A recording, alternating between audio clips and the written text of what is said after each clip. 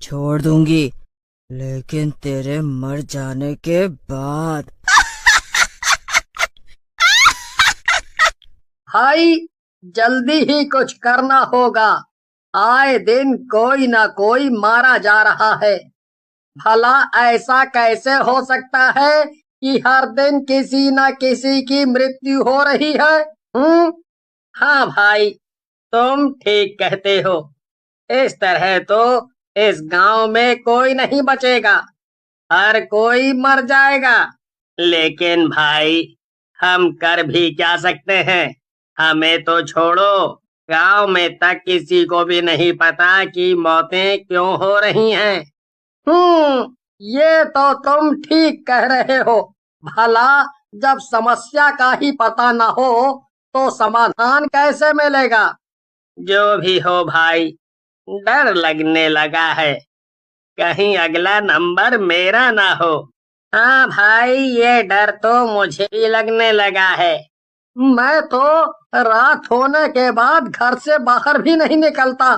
लेकिन भाई, हमें कुछ तो करना ही पड़ेगा ना। ऐसे हाथ पे हाथ रख कर तो हम सब बैठ नहीं सकते। ऐसा करते हैं कि कल मुखिया जी के पास जाके इस बारे में बातचीत करते हैं। तुम ठीक कहते हो भाई, हमें ऐसा ही करना चाहिए। तुम्हारी मौत हूँ, कैसा लगा मिलकर? बोलो। मुझे जाने दो मुझे, मुझे मत मारो। जाने क्यों दूं? आज तुम मरोगे और धीरे धीरे सारे गांव वाले भी मरेंगे। सब मरेंगे, सब। यकीन नहीं होता कल तक हमारे साथ था मेरा दोस्त। काश हम सब साथ मिलकर पहले उसको घर छोड़ते तो ये सब नहीं होता। हाँ राजू, तू ठीक कह रहा है। अब और नहीं, चल सरपंच जी से इस बारे में बात करनी ही पड़ेगी। समझ नहीं आता वो अभी तक शांत क्यों है, कुछ कर क्यों नहीं रहे। हाँ भाई, अब और नहीं, हम अभी उनके पास चलेंगे। राजू और भीमा, अच्छा हुआ तुम लोग आ गए। तुम बताओ, तुम्हारे आने का कारण? सरपंच जी, हम गांव में हो रही इन हत्याओं के बारे में बात करने ही आए हैं। कल महेश, वो आखिरी बार हमारे साथ ही था, लेकिन अपने घर नहीं पहुंचा। भला कब तक गांव वाले लोग यूं ही मरते रहे? महेश के साथ जो कुछ भी हुआ, उस घटना के बाद हम जानते हैं गांव वाले बहुत डर चुके हैं। इसीलिए हमने सोचा है कि कल से गांव के कुछ लोग मिलकर गांव की रक्षा के लिए रात भर पहरा देंगे। मैं शाम को ही एक बैठक बुलाकर गांव में ऐलान कर दूंगा। कौन है? कौन है? तुम सबकी मौत। क्यों पड़ी हो हम लोगों के पीछे? ऐसा क्या कर दिया है गांव वालों ने? भला तुम्हारा क्या बिगाड़ा है? तुम्हारे गांव के एक आदमी ने मेरी पूजा भंग करके मेरा बहुत नुकसान किया है, जिसकी कीमत तुम सब भुगतोगे। लेकिन तुम उसकी सजा हमें क्यों दे रही हो? ताकि कोई भी चुड़ैलों के काम में विघ्न डालने से पहले 100 बार सोचे।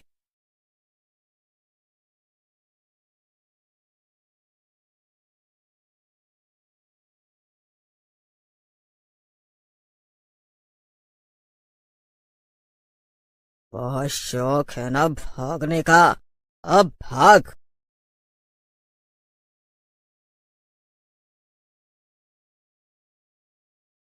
ये काम पक्का किसी चुड़ैल का है, तभी तो इस तरह लोगों को मार रही है। मैं एक बाबा को जानती हूँ, वो जरूर इस चुड़ैल का साया हमारे गांव से निकाल फेंकेंगे। सरपंच जी, इनसे मिलिए, ये वही बाबा हैं जिनके। कहाँ चले आ रहे हो बे? नल की तरफ पीछे हटो बे, भिखारी कहीं के। हट। अरे बेटा, पानी ही पीना चाहते हैं, हम कौन सा तुमसे कुछ मांग रहे हैं। अबे हटो, ज्यादा जुबान न चलाना, नहीं तो देंगे एक कंटाप। साला नल को गंदा करोगे का? पीने दो बेटा, बहुत प्यासे हैं, कहीं बिन पानी हमारी जान ही न निकल जाए। अबे मरना चाहते हो तो मर जाओ बे, हमें काहे मारना चाहते हो? चलो चुपचाप खिसक लो यहाँ से, पानी गंदा करोगे बे, भिखारी कहीं के। याद रखना सब, हमें भगाने वालों, तुम सब एक दिन इसी नल का पानी पीकर मरोगे। अजी उठिए तो, ना जाने कौन नल पर घुसिया रहा है, तनिक देखिए तो सही। ठीक है, हम अभी देखते हैं कौन है जो 12 बजे नल पे अपनी खोपड़िया पटक रहा है। तुम सो जाओ बे। कौन हो? हमें छोड़ दो, हमने तुम्हारा क्या बिगाड़ा है बे? पहचाना नहीं का बे, हम वही भिखारी हैं जो तुम्हारी वजह से प्यास से तड़प तड़प के मर गए थे, मगर हम तो कब पानी पिलाएंगे बे।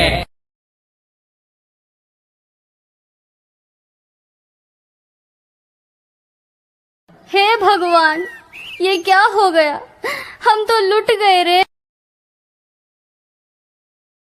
अबे कौन है बे? रात के 12 बजे नल का घंटा बजा रहा है, तेरी प्यास हम बुझाते हैं बे। और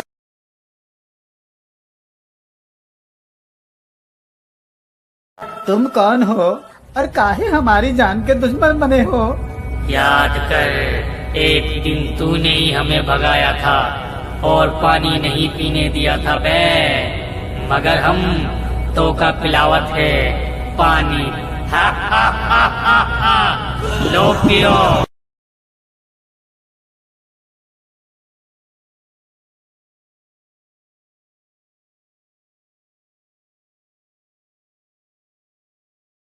दीदी, वो तो एक एक करके हम सबको मार डालेगा। नहीं बेटा, तुम घबराओ मत, हम तुमको एक बाबा के पास लेकर चलते हैं, वो बाबा हमारी जरूर कुछ मदद करेंगे।